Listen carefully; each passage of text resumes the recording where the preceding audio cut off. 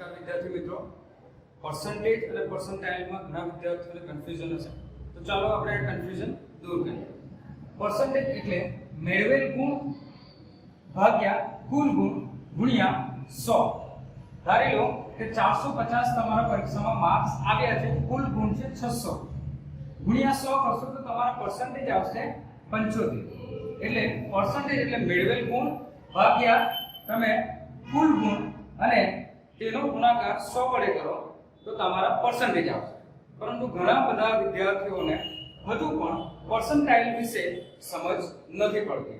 તો પર્સન્ટાઇલ એટલે કે તમારો રેન્ક કેટલો આવ્યો તે તમારાથી કેટલા વિદ્યાર્થીઓ પાછળ છે તે. ધારો કે કુલ ગુણ છે 600 ગુણની પરીક્ષામાં તમારા માર્ક્સ 450 તો આવ્યા, પણ તમારો નંબર આવ્યો 10મો. તમારો નંબર આવ્યો 10મો.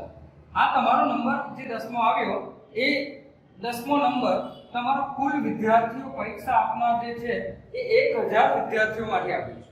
કેટલા વિદ્યાર્થીઓ માટે? 1000 વિદ્યાર્થીઓ માટે આપ્યો છે. એટલે કે કુલ 990 વિદ્યાર્થીઓ તમારાથી પાછળ છે. 990 વિદ્યાર્થીઓ તમારાથી પાછળ છે. તો પર્સન્ટાઇલ એટલે 990 ભાગ્યા 1000 ગુણ્યા 100 એટલે તમારો પર્સન્ટાઇલ આવશે 99. ઘણા વિદ્યાર્થીઓના પર્સન્ટેજ વધુ હોવા છતાં પણ એના પર્સન્ટાઇલ ઓછા હોઈ પણ શકે છે અને વધારે પણ હોઈ શકે છે.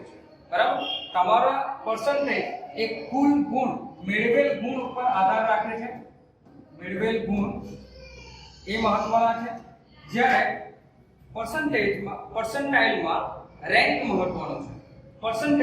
પર્સન્ટાઇલ જે છે એના પર કુલ વિદ્યાર્થીઓ પર નિર્ભર કરે છે કે કુલ કેટલા વિદ્યાર્થીઓએ પરીક્ષા આપી છે, જ્યારે પર્સન્ટેજમાં તમારા કુલ ગુણમાંથી કેટલા ગુણ મેળવ્યા છે એના પર આધાર રાખે છે.